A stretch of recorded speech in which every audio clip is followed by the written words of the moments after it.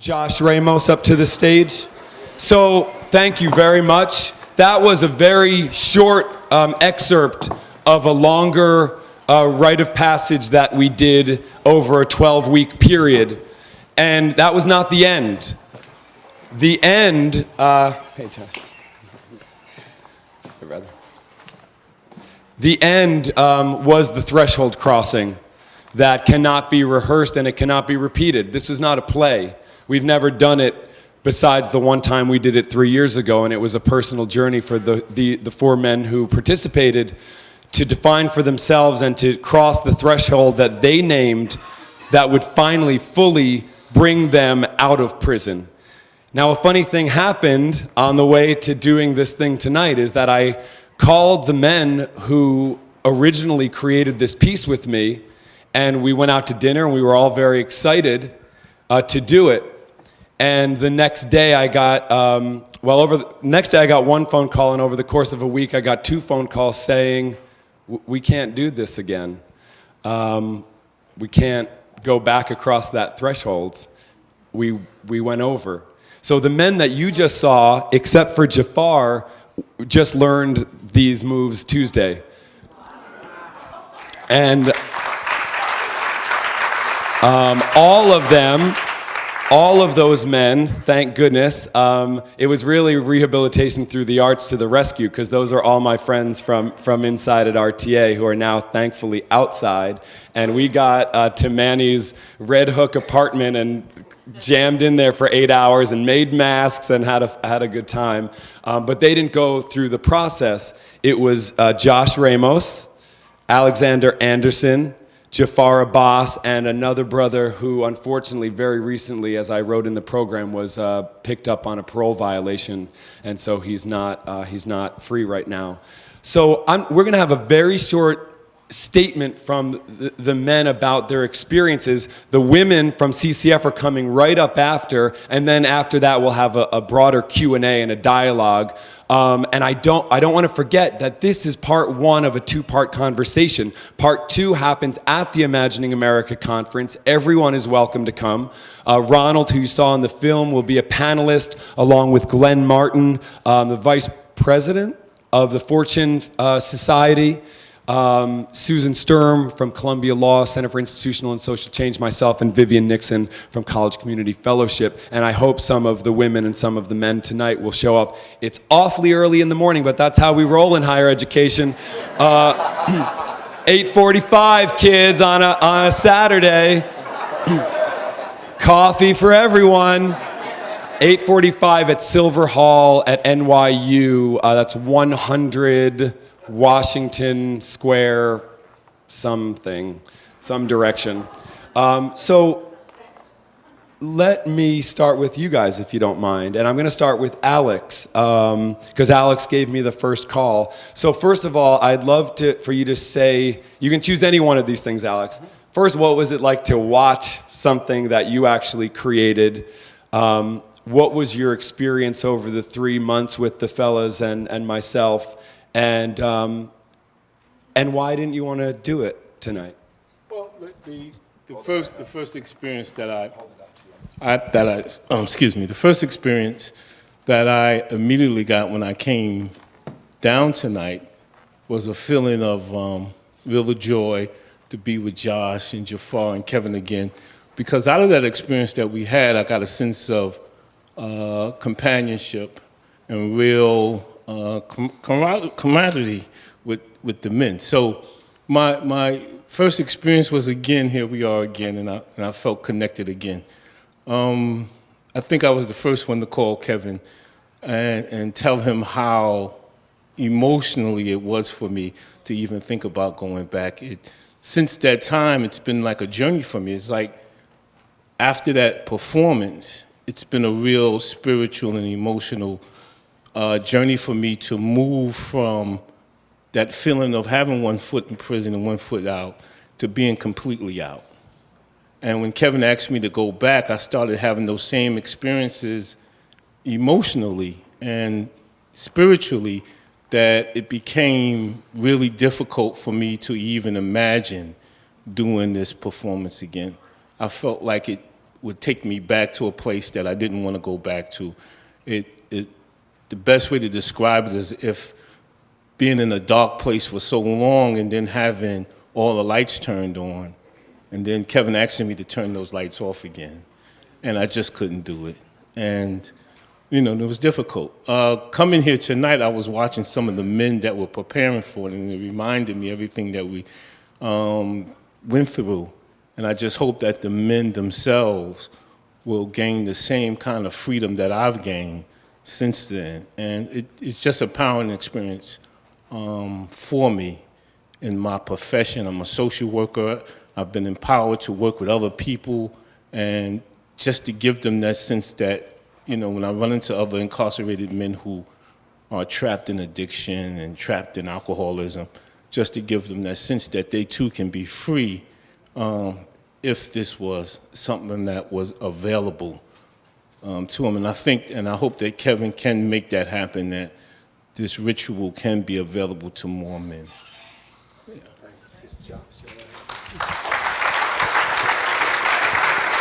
Yeah. Well, I don't know if it's a surprise for my boss, Glenn Martin, Vice President of the David Rothenberg Center for Public Policy at the Fortune Society, to see me here. I don't know if you knew I was coming, but hey. I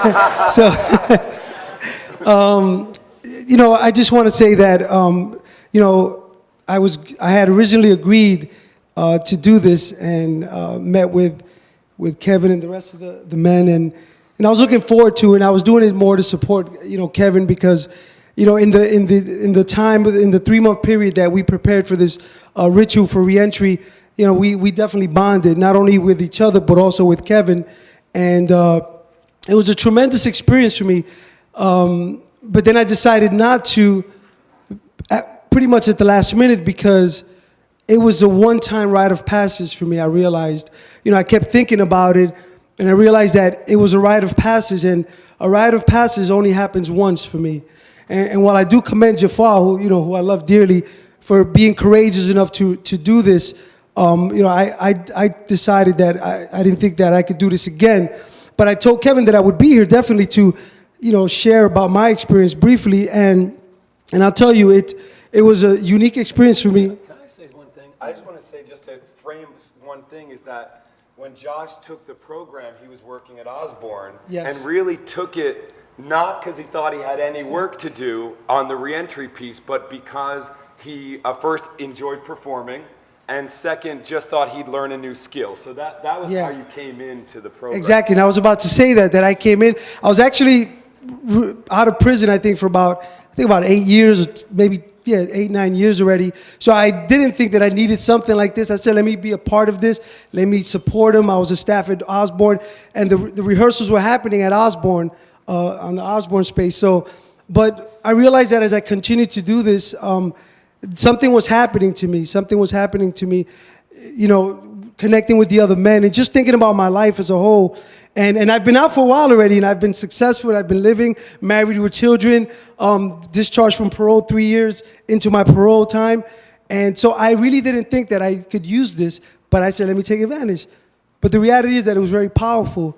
It was a very powerful experience. As a matter of fact, one of the things that I remember out of so many things was that Kevin would mention how it's important for individuals to experience a rite of passage, and that even from prison that there should be a rite of passage, because you're making a transition from one state in your life, one place in your life to another, and that we should be, individuals that are making the transition should be welcomed back into society in a celebratory way, not so much because, they did time, whatever, but that they completed their time, they finished it, and it's over, as we would hope, right?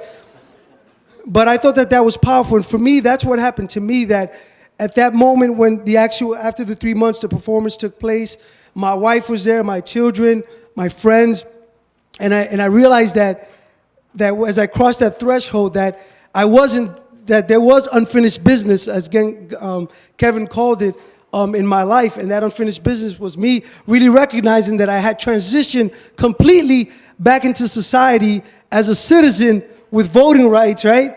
And all those kind of things that take place.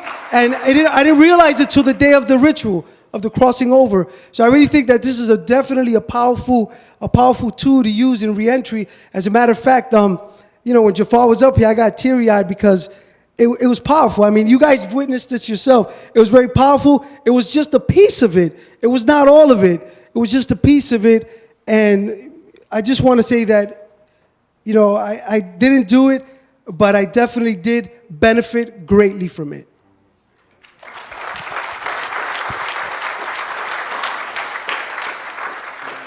Again, thank you all for coming out. When I was invited to be a part of the whole transitional rites of passage program, and it was there to, basically I said yes, I would want to do it. However, the rites of crossing over was like icing on the cake. That was like the icing on the cake. But prior to coming up to that, there was so many, for me, light bulb moments. There was so much stuff that I learned in just the conversations that we had amongst each other, and the things that we discussed, and the topics, and how we got into those topics. There was so many moments of realization for me. And one of the things is in writing that little skit right there was a moment of realization. While I was inside, I did 25 years. And before I went to the parole board, I made a prayer before I went in there. I said, Ya Allah, I said, God, touch the hearts of those people who have the power to release me. And if you decide to let me go, make of me an instrument of help, a tool in the lives of others. So when Kev asked me to come and do this, that I said, oh, well, this is an opportunity for me basically to uphold my portion of getting of that deal that I made. So I'm hoping that in my story that I'll be able to get pieces of it out, and that it'll be able to help other people make better decisions in their life. Now, when I was inside, I created in my mind, from watching those cop shows and stuff, that the process is when you get pulled over for anything as simple as a busted headlight, that the officer is going to make you get on the ground in a defensive position on your knees. And I always said, I am not going to get down on my knees. No, I'm not going to do it. And this was a serious issue. I came home, got a car, got my license. So now, so when I'm talking about this with Kevin, when I'm writing and he's giving us feedback on our writing, basically, one of the light bulb moments that officer was basically a small piece of the problem that I had created. That I was angry, I was upset at an unjust system, and I was taking it out on this officer.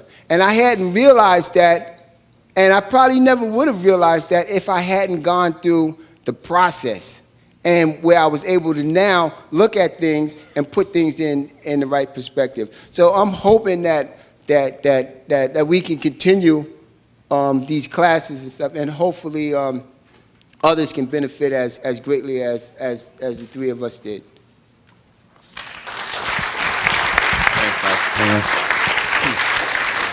Okay, thanks very much, everyone.